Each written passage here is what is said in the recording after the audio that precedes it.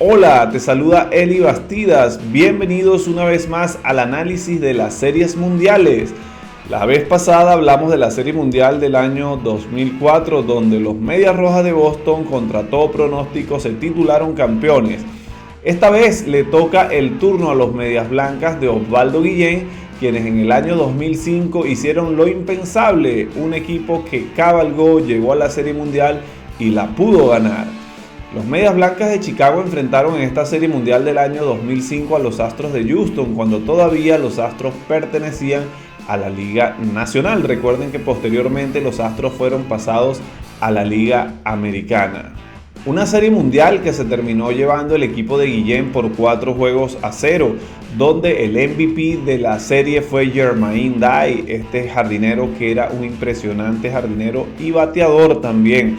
Dentro de los salones de la fama que participaron en esta serie mundial estaba Harold Bain en calidad de entrenador, al igual que Tim Raines por el equipo de los Medias Blancas de Chicago. Y bueno, posteriormente también fue exaltado al salón de la fama Frank Thomas, el negrón como le decían. El equipo de los Astros de Houston tenían al legendario segunda base Craig Biggio, un segunda base de lujo. Quienes tuvimos la oportunidad de ver jugar a Craig Biggio sabemos que era un jugador que no tenía una gran envergadura física, pero que era muy completo, era batallador, era bueno defensivamente hablando, batió más de 3.000 hits en Grandes Ligas y un montón de dobles. Otro jugador que tenían los Medias Blancas de Chicago y que llegó al Salón de la Fama fue Jeff Bauer. Jeff Bauer era un jugador impresionante también, con mucho poder, que impulsaba carreras. Y bueno, era un dúo temible en el equipo de los Medias Blancas de Chicago. Los Medias Blancas de Chicago, para llegar a la Serie Mundial, tuvieron que derrotar nada más y nada menos que al equipo de Anaheim por 4-1 en una serie de campeonato. Por su parte, los Astros de Houston hicieron lo propio, pero 4-2 contra los Cardenales de San Luis. Y así fueron los resultados de los partidos del equipo de los Medias Blancas de Chicago y lo que eran los Astros de Houston en la Serie Mundial. El primer juego lo ganó el equipo de los Medias Blancas 5-3 con triunfo de José Ariel Contreras, el cubano. El segundo partido 7-6, un partido que fue un poco más reñido y donde gana Neil Coach, ese era un relevista. El tercer partido 7-5 y esta vez lo gana el dominicano Damaso Marte, quien en ese momento, según cuentan algunos peloteros del equipo de los Medias Blancas, durante la temporada tuvo un momento difícil con los Medias Blancas de Chicago al pelearse con el manager y los jugadores, pero después se retractó y volvió. ¿Y de qué manera volvió? Porque ayudó mucho al equipo de los Medias Blancas de Chicago, porque era un gran relevista. El último juego, el que le puso la guinda al pastel, lo ganó el venezolano Freddy García, y este juego lo ganó 1-0 el equipo de los Medias Blancas de Chicago, barriendo la serie. Freddy García, cuando se ha sido entrevistado en un podcast muy famoso que es Abriendo el Juego, que es un podcast que les recomiendo, un podcast de los dominicanos. Freddy García fue entrevistado ahí en este podcast y le preguntaban que quién era, a su entender, el 1-2, los mejores lanzadores del equipo de Venezuela histórico. Obviamente dijo que Johan Santana y Félix Hernández, pero dijo que si habría un juego 7 de Serie Mundial o un juego muy importante para Venezuela, sin duda alguna, él tomaría la pelota por su experiencia. Y es que Freddy tuvo una buena actuación tanto con los Medias Blancas de Chicago como con los Marineros de Seattle en instancias de playoff. Analicemos un poco lo que eran los line-up de estos equipos. Vemos un equipo de los Medias Blancas de Chicago que tenía como primer bate a Posegni. Estos eran jugadores y yo me encargué de buscar el WAR, que es una medida que denota lo que es la contribución de los jugadores al equipo y con la que actualmente se mide mucho a los jugadores, aunque para mí no es tan determinante como el promedio de bateo, los honrones, las impulsadas, el promedio con corredores en base, entre otras cosas. Pero bueno, mira, el equipo de los Medias Blancas estaba iniciando con primer bate con Posegni, quien tenía un WAR de 6.9. En el segundo bate estaba Iguchi en la segunda base con 6.4 de WAR. Durante su carrera estoy hablando.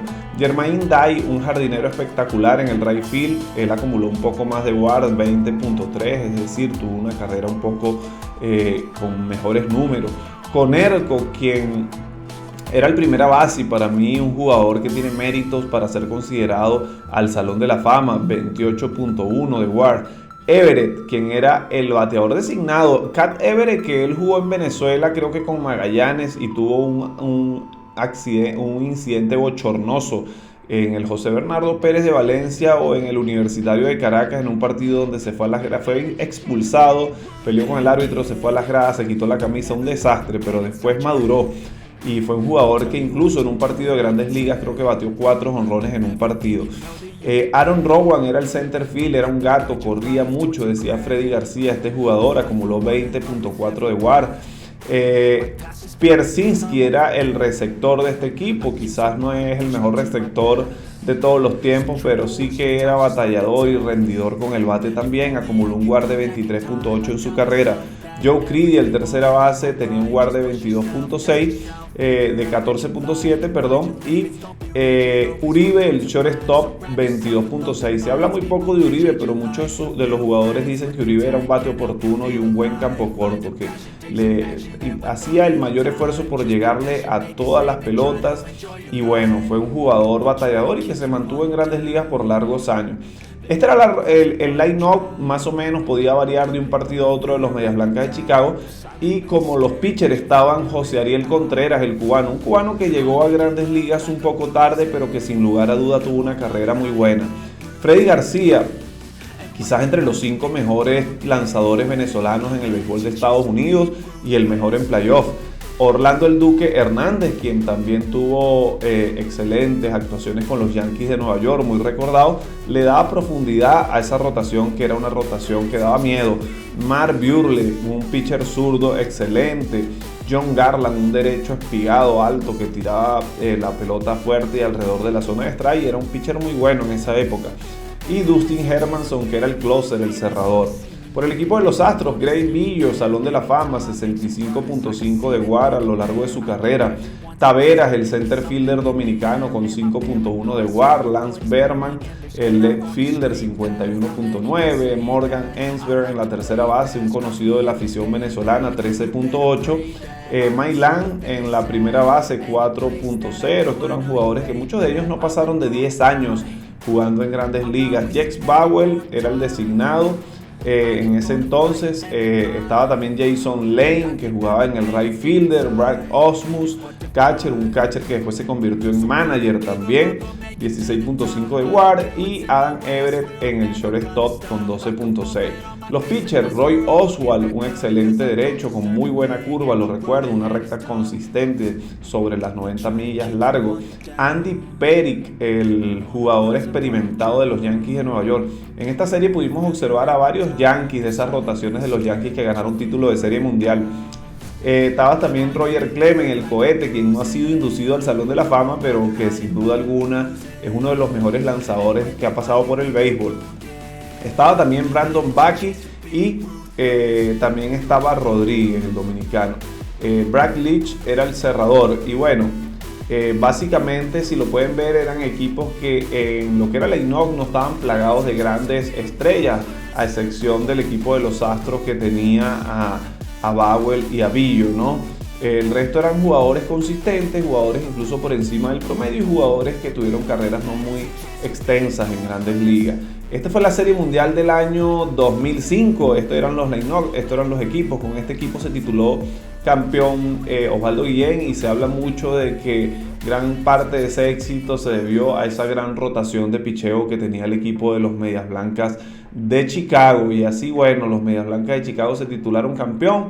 Osvaldo Guillén pasó a ser en ese momento el primer manager latino con un título de Serie Mundial, si no me equivoco, me corrigen ustedes.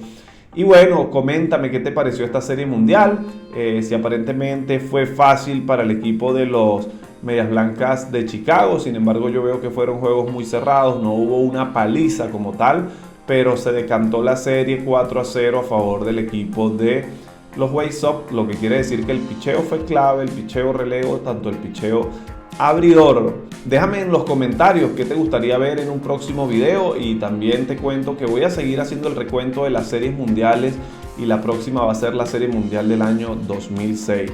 Nos vemos en una próxima entrega. Te invito a que te suscribas a mi canal para que puedas ver otros videos que tengo de otros peloteros y de otras series mundiales, los cuales puedes disfrutar. Hasta aquí este video. Nos vemos en una próxima entrega. Uribe charges, throws, out, and the White Sox have won the World Series.